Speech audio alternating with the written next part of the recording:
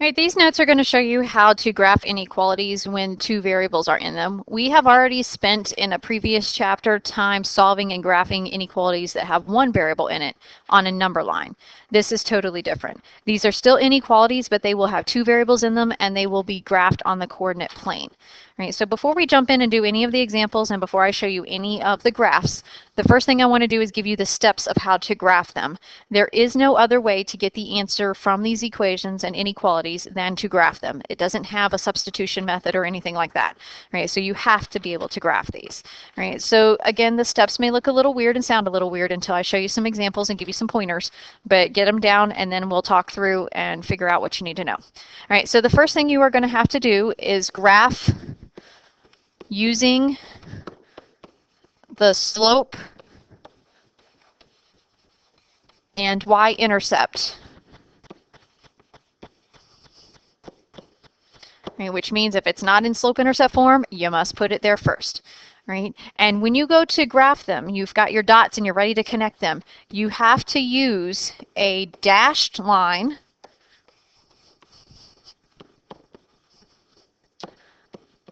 for the signs of less than or greater than. Okay, and a dashed line looks like this, where there's breaks in it. I have got to be able to see that your line has been dashed, because if you draw it solid, it is wrong. Right? It is very picky on details when it comes to these graphs. Right? Okay. And then you use a solid line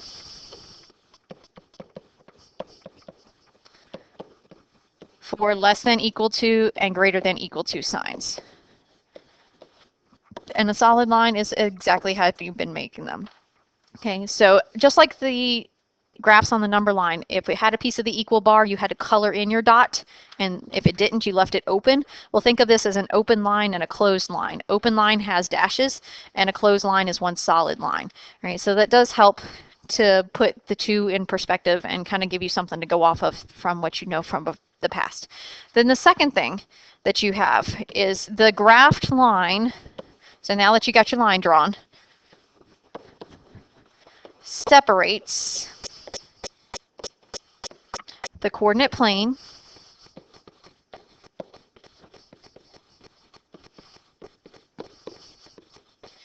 into two halves. No matter what kind of line is drawn, it's now split into two halves. Okay? And at this point, you can test an ordered pair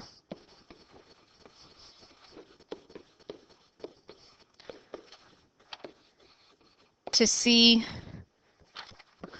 which side to shade. And this is known as a test point, right? So basically what it's saying is that you're going to graph your line first, and then you can test a point to see if you're supposed to shade on that side, if not the other side, right? And if you remember from graphing in a number line, we had to shade either to the left of the number or the left of the dot or to the right of the dot, depending on whether we had greater than or less than. Well, the same is going to hold true in the coordinate plane, but it's going to be on which side of the line should you shade, right? So that test point is kind of optional. If you use some common sense, you don't even have to do step 2. You can immediately jump to step 3. Okay? If the test point is a solution,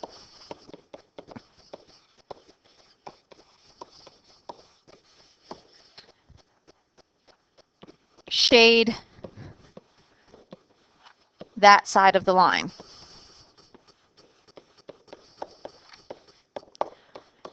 If it is not a solution,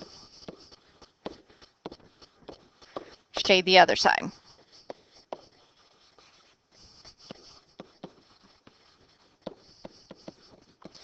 Right, and this may not make a whole lot of sense to you until you physically see it being done, right? And then I do have some other tricks that I can show you. I have a trick that involves your hands and knowing which side to shade that I can show you in person other than through this video. But for the sake of the video, I want to see if you can basically just use some common sense of less than being underneath the line, greater than being on top of the line, and then you don't have to worry about a test point anymore. All right, but before we can do any sort of graphing, your directions to some problems may ask, is the ordered pair a solution? And we've done this before with equations, but the same question can be asked of an inequality, right? So if I give you, and I'm only going to do one of these because I think you'll catch on to them fairly quickly. If I give you the inequality of 2x plus 5y is greater or equal to 10, okay, and then I give you some ordered pairs to test. I want you to test out the ordered pair of 1, 2, and the ordered pair of 6, negative 1. Right? And because I'm asking you to test out two separate ordered pairs, you should have two separate answers. You have to do each one separately and then answer each one separately. So let's take the first one. And it's as simple as plugging in your x value and your y value into the inequality. Right? So if I plug in x is 1, this is 2 times 1 plus 5 times 2. And we want it to be greater or equal to 10. Right? So if I follow order of operations, 2 times 1 is 2, 5 times 2 is 10, 2 plus 10 is 12. Is 12 greater or equal to 10? We say yes, so that is a true statement. So because it is a true statement, then the ordered pair of 1, 2 is a solution, right? This is where you can have a whole bunch of solutions because it's not an equal sign. In an equal sign, you can only have one, right? But with an inequality sign, you can have a whole bunch of them because as long as it makes the equation true, then it'll work. So then if we test 6 and negative 1, we have 2 times 6 plus 5 times negative 1 is greater or equal to 10. 2 times 6 is 12, 5 times negative 1 is minus 5, 12 minus 5 is 7. Is 7 greater or equal to 10? That is not a true statement. That is no. So that means that the ordered pair of 6, negative 1 does not work. Okay, so you do not automatically, because you say yes to one, get to say no to the other one. You have to test them all out because it could be that every ordered pair I give you works. It could be that none of the ordered pairs I give you work, right? Or it can be that some of them do and some of them don't. So you have to test them out separately, and they do have to make a true statement before you can say yes or no. All right, so now we are ready to jump into the graphing method, right? Because other than testing out is it a solution or not, there's not much else to show you when it comes down to these. All right, so the first one we're going to practice drawing, and I'm going to start you basic so you can see what the idea behind this is we're going to graph x is greater or equal to 4. Okay, now because it starts with an x, right, then you're going to take and remember some of the things you remember from lines. Just because it's an inequality doesn't mean that you forget everything you did about equations. All right, a line is a line no matter what type of symbol it has in there. All right, so when we're sketching our pictures, and this is a sketch at this point, if you want to use graph paper, you certainly could have, right? But at this point, I'm going to use sketches for these pages of notes. Right? When you do actual homework assignments and things in class, you will be asked to use graph paper. All right, so for the graph of x is greater or equal to 4, it starts with an x, so that means I can remember about VUX, and because it starts with an x, it's going to be a vertical line, and it's going to go through positive 4. So 1, 2, 3, 4, and then I'm putting a dot. Now, before I draw my line, you have to ask yourself a question. Is it going to be solid or dashed? And because it has a piece of the equal bar, that means it's going to be a solid line through that point. Okay, so the line is drawn. Because it's an inequality, you also have to shade. Right? Now, because it says x is greater or equal to 4, this line has divided your graph into a left side and a right side. All the numbers bigger than 4 are to the right of that line you just drew. So we shade everything on the right-hand side. That means any ordered pair on the right side of that line will work in this inequality. Right? So your answer is in your picture. There is no ordered pair to actually give me. The picture says it all. So that's why you've got to really make sure that your pictures are good and that they're accurate so that you can show me what you need to show me. All right, so now let's take a look at the second one that I've got for you. This time you're going to graph negative 5y is greater than negative 25. All right, now before we can graph this, we do have to put them in intercept form. Right, that still holds true. Right, and in order to get rid of the negative 5, I have to divide both sides by negative 5. And remember that in inequalities, when you multiply or divide by negative, the sign has to flip the other direction. So it's not greater than, now it's less than. Negative 25 divided by negative 5 is positive 5. So that's the graph I want to take and sketch. So again, I'm going to draw my x and y axis. Okay, and because it starts with a y and has no x in it, I'm going to think about hoy. right? And that means that it's a horizontal line, and it's got to go through positive 5. So 1, 2, 3, 4, 5. So it's going to go through that dot, and it's going to be horizontal. But before I draw it, I need to ask myself solid or dashed. Always ask yourself that question. And if you notice, there's no piece of the equal bar, which means it has to be a dashed line cutting through that dot. Okay, and I do have to be able to see. If you make a mistake and you can't tell or can't erase it, write the word dashed and point to the line. That way at least I know that you corrected yourself without having to redraw the whole picture. All right, so now this line has split my graph into the top part and the bottom part. And it says y has to be less than 5. So all the values less than 5 are down here underneath that line. That means any ordered pair down here underneath that line will work for that inequality. Okay, and that's a lot of ordered pairs that you can see right now. Okay, so that's what our pictures are going to look like. So you either have vertical lines, you have horizontal lines, or we have slanted lines. And that's what the next one's going to be for you. All right, so for the next one, what I want to show you is one that has both variables in it. Right, and that's y minus x is less than or equal to 7. Okay, and when we go to do this, we can't graph it yet because it's not in intercept form, so we have to add the x over, so that now we have y is less than or equal to x plus 7. So now I know that my m is 1 and my b is 7, and I'm ready to hit the graph paper. Right, so I'm going to sketch my intercepts here, or my x and y axis. I've got to start at positive 7, so 1, 2, 3, 4, 5, 6, 7. There's my dot. And then to get to my next dot, I'm going to have to rise 1 and run 1. So up 1 and right 1.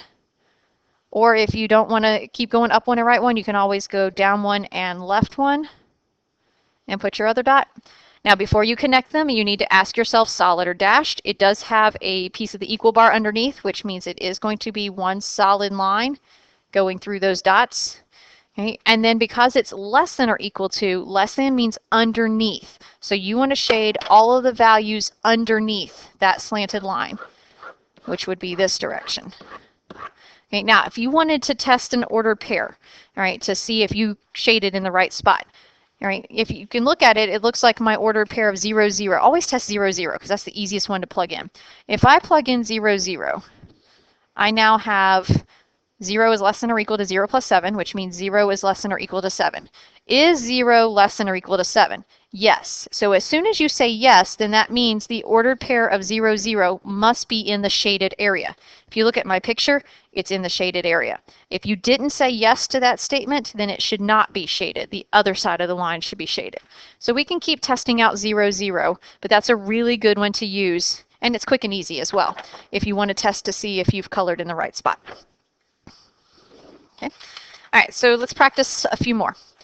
All right, we'll do one more of the ones where you have to graph, and then I'm going to sketch some pictures of graphs, and then we're going to write the inequalities that made those pictures, because you have to be able to do both versions. You have to be able to graph them, and you have to be able to write them from a graph, which for some people is tricky until you get the hang of it.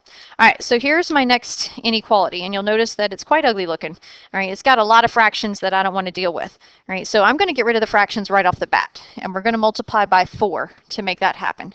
So 1/4 times 4 leaves me with x, half of 4 leaves me with 2y, and 4 times 1 is 4. And now I'm going to solve it for the y. So I'm going to subtract x. Oops, no equal sign. You have to be careful to catch yourself when you do that. It is a less than sign now. All right, so you have to subtract your x. So you have 2y is less than negative x plus 4. Divide everybody by 2. And your final inequality you're going to graph is y is less than negative 1/2 x plus 2. And that's what we want to graph here on the next grid. So you set yourself up your coordinate plane. And we put our b value at positive 2, which is right here. And then we have to go down 1 and right 2. Or you can go up 1 and left 2. I'm going to do both. So down 1, right 2 puts me here. Up 1 and left 2 puts me here. Right? And then before you connect, always ask yourself solid or dashed. There is no piece of the equal bar, so it is a dashed line coming through the dots. And extend it from one edge of your grid to the other. Right? And then you want to shade less than would be underneath the line. So that would be down here. And again, if you want to test it out, take that 0, 0. Okay, if I put 0 is less than negative 1/2 times 0 plus 2. Well, negative 1/2 times 0 is still 0. So 0 is less than 2. Is that a true statement? Yes, it is. So it should be colored, and it is. So you know you've shaded in the right area. All right, so that's to help you out with the graphing side of things. Well, now let's switch to the writing piece. Okay. And we will do a lot more practice with this as well in class. All right, so your directions are to write an inequality from the graphs. So I'm going to draw 4 graphs up here.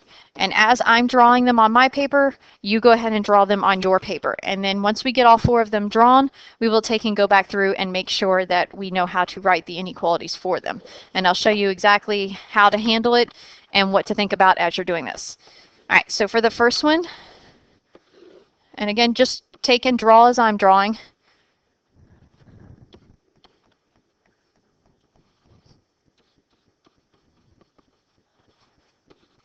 And this should give you plenty of time to draw them on your own paper while I'm doing my part.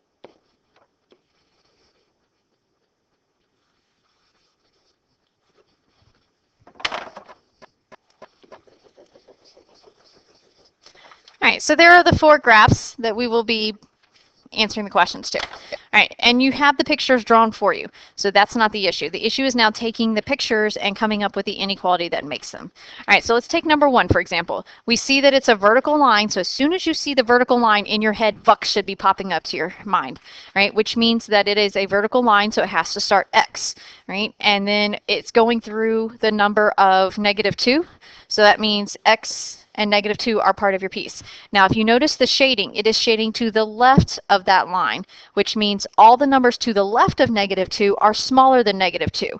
So it is X is less than -2. And then always ask yourself, do I need the equal bar? And the answer is no, because it's dashed. Because dashed, remember, is less than or greater than with no equal sign. So that graph is X is less than -2. Now, when you go to number 2, you have to know the M and the B before you can write your inequality. So the first thing we want to pick out are those 2 values. The B value is your y-intercept, which is at +3. And then if you were to do rise over run, you would have up 3 and left 2. So that's 3 over -2. And that's your slope. And you notice it's solid. Sorry, so that means we're going to have y. We'll skip this part for the sign. And you have 3 over -2x plus 3. Right? And then you have to determine the sign. It is solid, so you need a piece of the equal bar. And then if you notice with that line, it's shaded underneath it. So that would be less than or equal to that piece. Okay, for number 3, you have another slanted line. Remember, every slanted line has a y and an x to it, right? Which means you have to figure out the m and the b. The B value on this one is -2. If you do your rise and your run, that's +5 over 1, which is just +5. So when I put it all together, I end up with y, skip the space for the sign, 5x minus 2 is the other side. Now it is a dashed line, which means no piece of the equal bar, and it is shaded underneath. So y is less than 5x minus 2. And then if you go to number 4, you'll know it's a horizontal line, which clues you in to say hoy, which means it has to start with y. It goes through the value of positive 4. It is a solid line, so it needs a piece of the equal bar, and it is shaded on top of that line, which means all the numbers above the 4 is y is greater than or equal to 4. Right? So this is what we'll be practicing with both in class and for a continuation through the homework. So use these notes as a reference and to help you out as you go through them.